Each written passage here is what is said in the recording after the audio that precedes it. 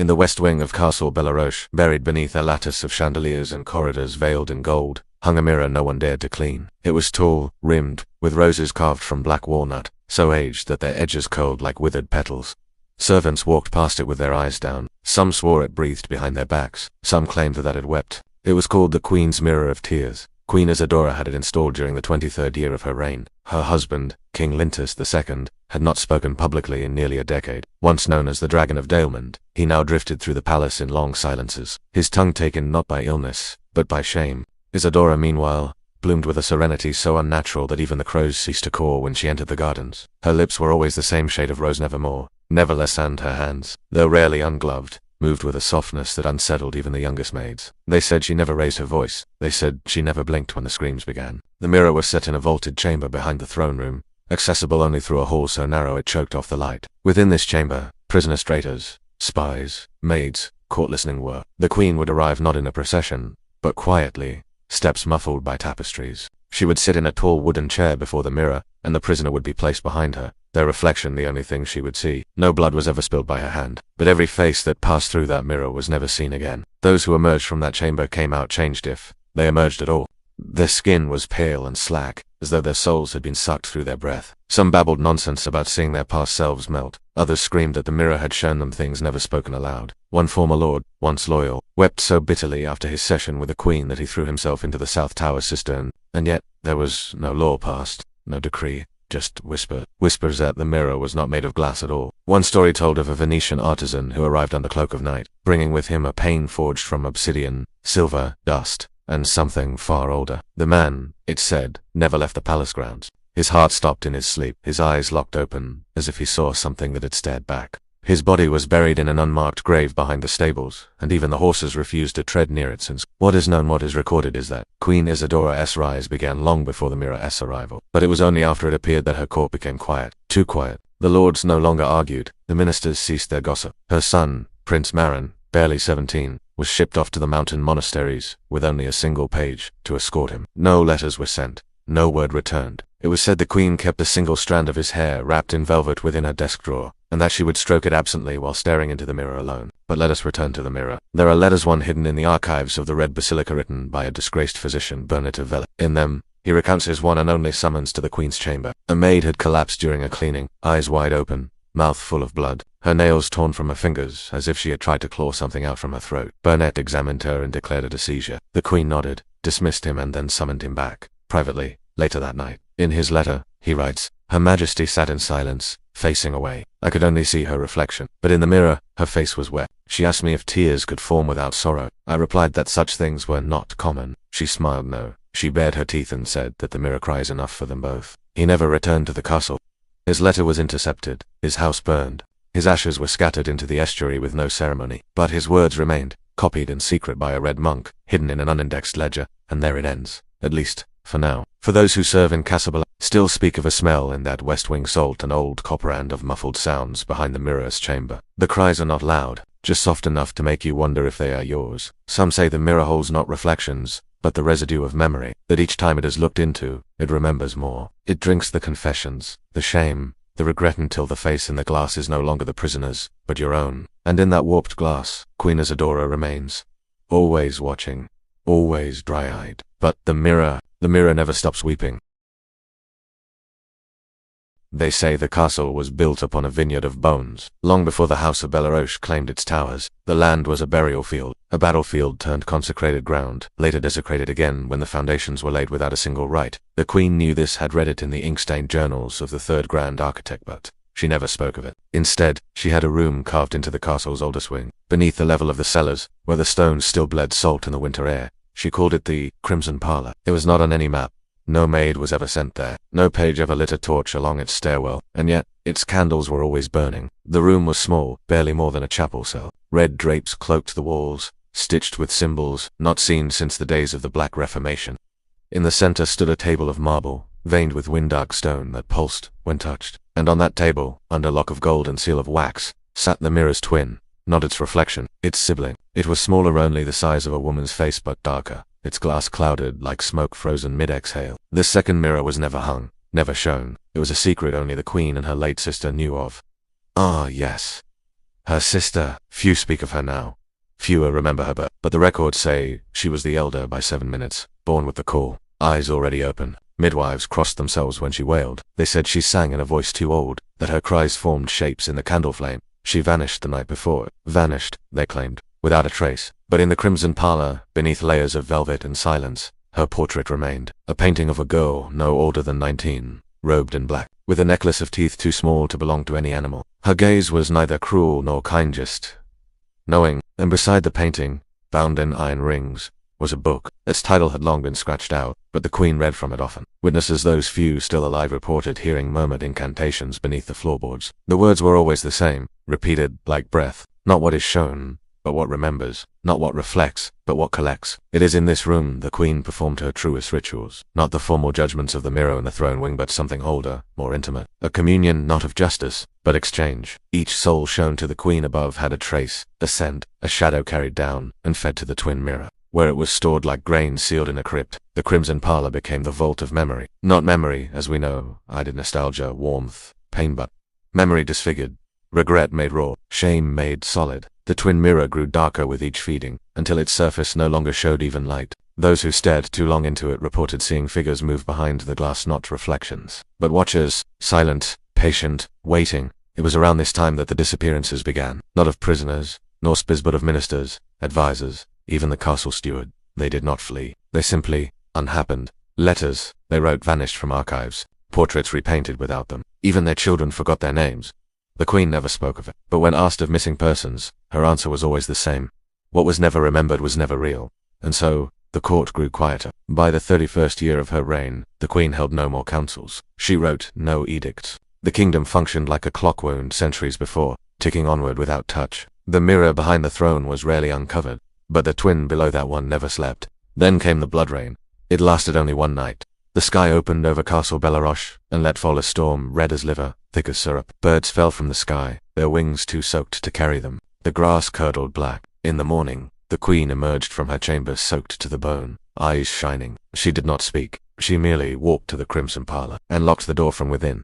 It was 3 days before she returned. When she did, her skin had changed, not age. Her hands, once veiled in silk, were now bare, but their knuckles looked as though they'd been scraped against stone. Her eyes were no longer blue, but grey, like ash before the wind. The servants bowed low, trembling, and she whispered a single sentence. She is listening now. To this day, no one knows whom she meant, but both mirrors began to hum. Thereafter, a low tone, inaudible to some, but searing to others. One steward ripped out both his eardrums to silence it. Another flung himself from the parapets. The chapel priest fled in the night, barefoot and weeping, crying out that there is no longer any God, only a witness. And so the Queen ruled on, her kingdom asleep beneath her, a mirror that remembered, and a parlor crimson as fresh meat, where the truth was kept behind locked velvet and dying flame. There had only ever been one heir. Prince Moran was born during the third eclipse of Queen Isidora's reign, a solar darkening so complete. The castle clocks stopped for 7 heartbeats. The midwives refused to touch the newborn at first, for his eyes were not the blue of the Belleroche bloodline, but a marbled amber, like fossilized sap holding flies that had never lived. The Queen, upon seeing her son, neither wept nor smiled. She merely whispered, "He has seen her." They assumed she meant Elsenera, but she never said the name again. From infancy, Moran was marked, not by deformity nor sickness, but something Satala silence that clung to him. Animals avoided him. Candles flickered out when he passed. Mirrors clouded where his reflection should have been. Tutors complained of his stillness. He did not cry, nor laugh, no laugh. And in that gaze, even grown men found themselves shrinking. He was never permitted in the throne room, nor the crimson parlor, and yet, by the age of 11, he had already drawn both perfectly from memory. When confronted, he said, "Only, I dream their angles. They do not sleep when I do." Rumors thickened, that he was the son of a revener, that his blood ran cold, that he was born not from the Queen's womb, but from the mirror itself. These whispers grew louder after the incident of the stone mace. A man blind in one eye was repairing a gargoyle spire when he dropped his chisel. It struck Prince Moran's shoulder. No blood was drawn. The boy looked up, said nothing. 3 nights later, the mason walked backward into the castle well, humming a lullaby no one had taught him. He drowned with a smile. The Queen said it was grief. The court said nothing, but the boy was never struck again. By Moran's 16th year, the kingdom's ministers had vanished entirely. The Queen ruled alone from silence, and the people ruled themselves. But still, the castle gates remained sealed, the throne room untouched, and the crimson parlor locked to all but the Queen.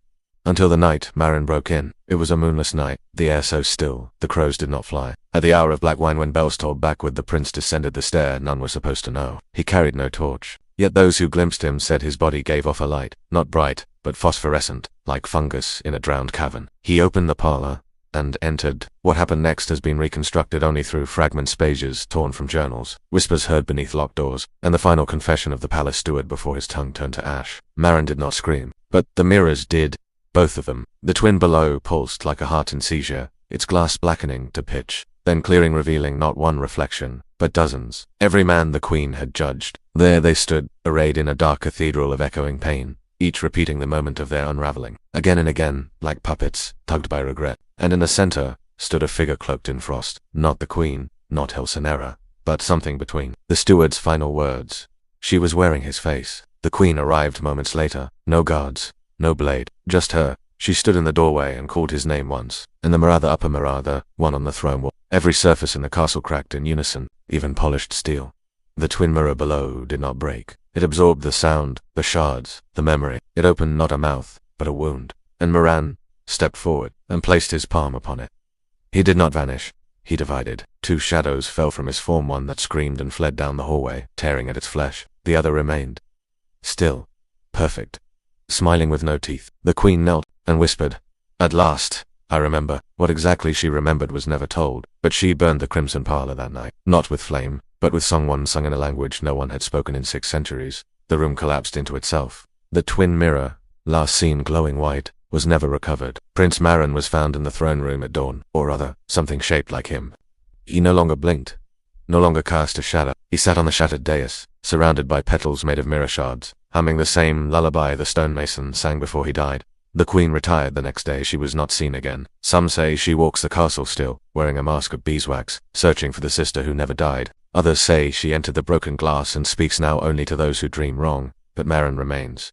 He does not age, he does not speak, but each year, on the night of the eclipse, he opens the ruined door to the crimson parlor's ashes, and listens, not to echo, to footsteps. There was once a boy who was never born. He came from the queen's final wish, whispered into the mirror long after midnight. He was not flesh, but longing, and longing, when denied too long, becomes a wound that walks.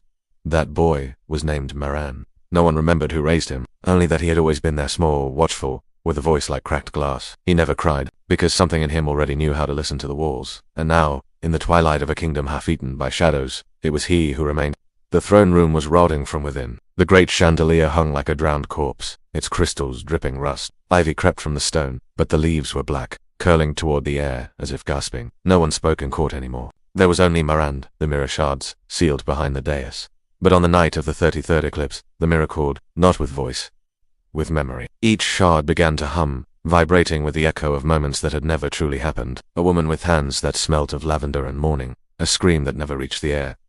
Marin approached, and the mirror bled. It did not bleed red. It bled faces. From its cracks spilled pale reflections, slippery, silent, each with eyes that blinked from beneath glassy film. Some were children, some were old, some were him, but not quite. All were unfinished versions of the same soul. One stepped forward. It had her mouth, the queen's, but its voice was his. "Do you know who you are?" Maran did not answer, because he did. He was the echo of the queen's regret, born not from womb, but from the prayer of a woman too far gone to dream. He was the child she never bore. The heir not of blood, but of remorse. And now, he was the only thing left that could unmake her. He stepped into the shards. They did not cut. They consumed. Glass climbed his legs, his arms, blooming over him like a second skin. His body vanished into transparency. His breath became condensation. His thoughts became reflections 1,000 at once, all contradicting. He saw her. Inside the mirror, not the woman she once was, but something older. The queen had been gone for decades, and yet, in the glass, she had not aged, deepened. Her face bore the weight of every version of herself that might have been. She was sorrow and serenity, love and law. She looked at him. Man spoke in silence. "I kept you here, because I could not let go." And then, she wept. But her tears did not fall. They flowed backward into her eyes. Each tear took with it a memory, an identity, a name, once whispered in the dark. She was unweaving. The mirror was unmaking her. He stepped into the center of the glass. He became the reflection, and shattered it from within. There was no sound, only wind. The castle folded inward like a paper cathedral. Stone became dust. Dust became whispers. Mirrors across the kingdom turned black and then blank. And then, nothing. Only one object remained. A small, circular mirror about the size of a child's palm buried beneath the chapel's ruins. No frame, no markings. Smooth as if never touched. If you looked into it, it showed nothing at first. But if you listened, you'd hear the Queen humming a lullaby she never finished. And if you answered, you'd become a part of the glass. Too, like Marin, like all the others. Postscript. The mirror was last recorded in the Blackwood Inventory of Forbidden Objects in 1892. Entry reads, unnumbered, no weight, emits warmth, not light. When gazed upon long enough, viewer weeps for a mother they never had. Do not transport near children. Do not speak to it after dusk. Responds to name is